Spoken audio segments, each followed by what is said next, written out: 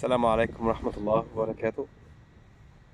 Uh, Today it's a nice day here in Barrie, in Canada, and I would like to talk about some ayat in Quran. Uh, just to explain to you, to my brothers here in Canada, in the mosque and lots of places, they know the Quran, they memorize the Quran, but they don't know the meaning behind the words of Allah subhanahu wa ta'ala. Today I'm gonna talk about some ayat in Surah Al-Isra. This chapter is number 17, and it's some Surah Al-Isra. Some of the ayat was Madaniya, some of the ayat was in Makkiyah, and those ayat I found that they have a big secret, big key, and they can make a difference to any mu'min in his life. It's ayat about Shifa, recovery. But before Allah subhanahu wa ta'ala, He gave us those secrets in Quran.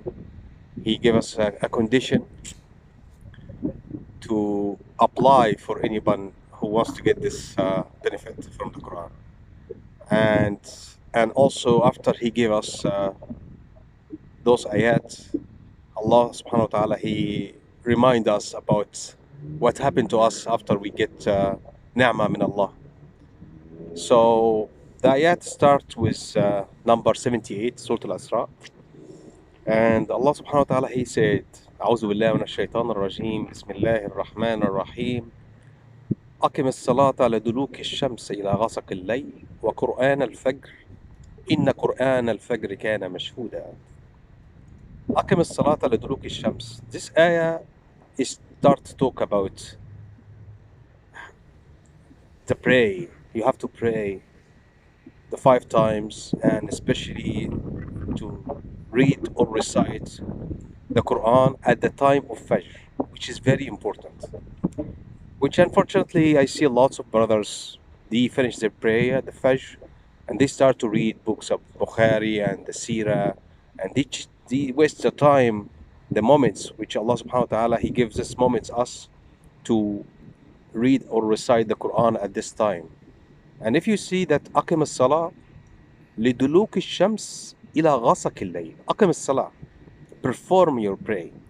لدلوك الشمس. دلوك الشمس, that means when the sun starts to fade away, to go away. Like after دلوك الشمس means after 12 noon, and it starts to go for the sunset. This is the دلوك الشمس. دلوك الشمس.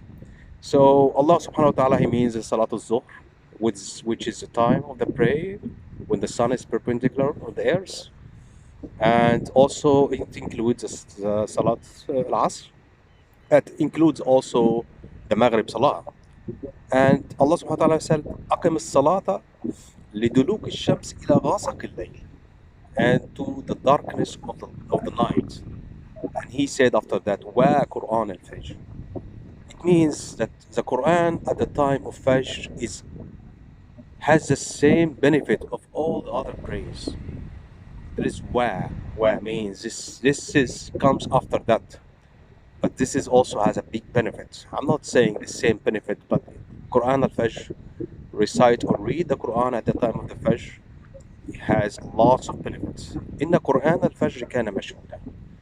And Allah subhanahu wa ta'ala, He said it again in the same verse. Inna for a surety, for tawqeed. Inna Quran al-Fajr kana mashhuda. Some scholars said about mashhudan that the angels of the day, of the daylight, and the angels of the night, they exchange at the time of Fajr.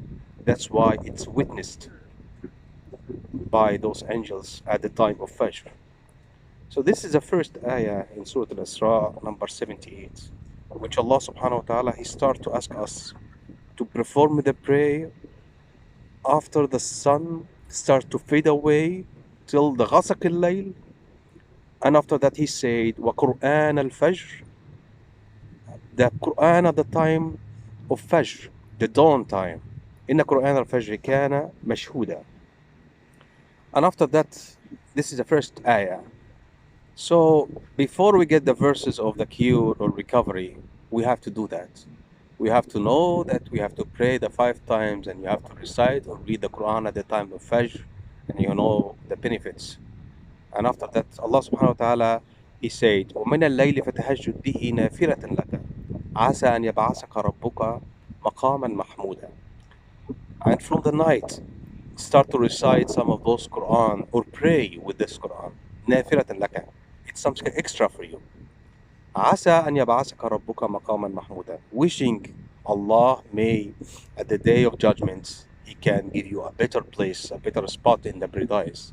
Some scholars said نافلة لك, it's only for the Prophet Muhammad sallallahu alaihi wasallam, but I don't know, it seems to be it applies to any moment because the next verse when you read it you will know what's going on. Anyway, these two ayats, Allah subhanahu wa ta'ala, he's talking about like the performing the salah on the time of the dawn, which is a condition to get to the next ayat. The next ayah is number 18 in Surah Al-Isra, and this is very important. This is just to prepare yourself. You're going for the higher rank right now, to go for the recovery ayat. Allah subhanahu wa ta'ala, He said, وَقُلْ رَبِّ ادخلني مدخل صدق وأخرجني مخرج صدق واجعل لي من لدنك سلطانا نصيرا. This is a warming up, higher rank. You already perform the salah and you already recite the Quran every Fajr and you already wake up at the middle of the night sometimes and you recite the Quran. Now you go for the higher rank. What is the higher rank is you say رب ادخلني مدخل صدق وأخرجني مخرج صدق وَاجْعَلْ لِي مِنْ لَدُنْكَ سُلْطَانًا نَصِيرًا. This ayah will explain it in two parts. The first part, وَقُلْ رَبَّ ادْخُلْنِي مُدْخَلَ صِدْقٍ وَأَخْرِجْنِي مُخْرَجَ صِدْقٍ. And then we're going to go for the next part, which is وَاجْعَلْ لِي مِنْ لَدُنْكَ سُلْطَانًا نَصِيرًا. The first part is قُلْ ادْخُلْنِي مُدْخَلَ صِدْقٍ وَأَخْرِجْنِي مُخْرَجَ صِدْقٍ. This is, you can do this before you enter a mosque, before you go for an exam, before you go to see a sick man in hospital, before you go for your son or your daughter and she has a big fever and you're going to her room inside and you start to get uh, you try to remember Allah and you wish that Allah will recover her. So this is what you're gonna say at the entrance or at the door of the room or at the where you have your exam or you have into your interview or you're going to do something new for your life and you say what? You say قل رب ادخلني مدخل صدق وأخرجني مخرج صدق. Or if you mention between you and yourself, this is can apply also to your life itself, to all your life. أدخلني مدخل صدق, let me enter in a way of truth, and أخرجني مخرج صدق, and let me go out with an exit of truth. And don't forget that Allah subhanahu wa ta'ala يوم ينفع الصادقين صدقهم يوم القيامة. Allah loves the truth people and He's talking about أدخلني مدخل صدق وأخرجني مخرج صدق. And then we're gonna go for the next part at the same time. And what? And at the same time you ask Allah that you're gonna enter this place or enter this room with a truth entrance, with a truth belief, and you and أخرجني مخرج صدق, and let me go out of this place, let me go out of this life, let me go out after visiting my friend or after finishing my exam or after finishing my interview مخرج صدق, with a truth exit, wishing Allah اجعل لي, make me من لدنك, from you, a sultan al-nasira, a winning sultan, powerful winning. You ask Allah to give you a winning powerful. What is this sultan al-nasira? This is a very dangerous word. You ask Allah to give you sultan al-nasira. You ask Allah at this time to give you sultan. You ask Allah to give you the power, but not only power. You ask Allah to give you the power to win what you're going to. واجعل لي من لدنك سلطانا نصيرا. And then you say what? And then you say وقل جاء الحق وزهق الباطل إن الباطل كان زهوقا.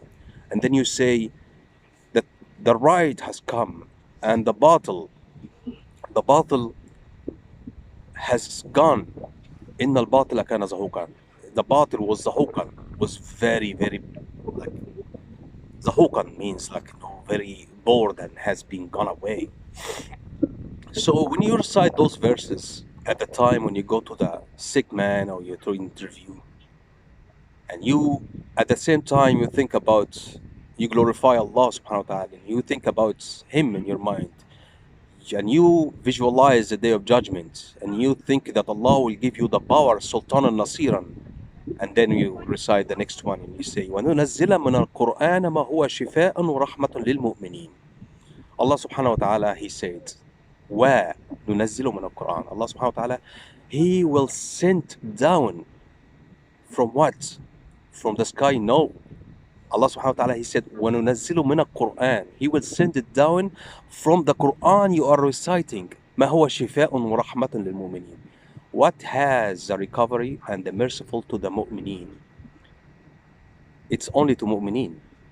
And if you want to know them, you are mu'min or not mu'min, you have to go to another chapters in the Quran. Because lots of people these days, they think that they are mu'mineen, but they are not.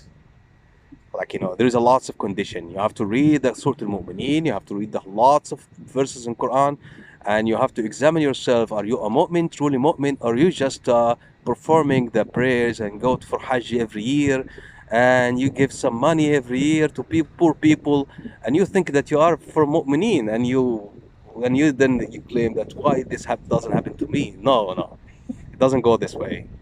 So, and Allah subhanahu wa ta'ala وننزل من القرآن ما هو شفاء ورحمة للمؤمنين ولا يزيد الظالمين إلا خسارا.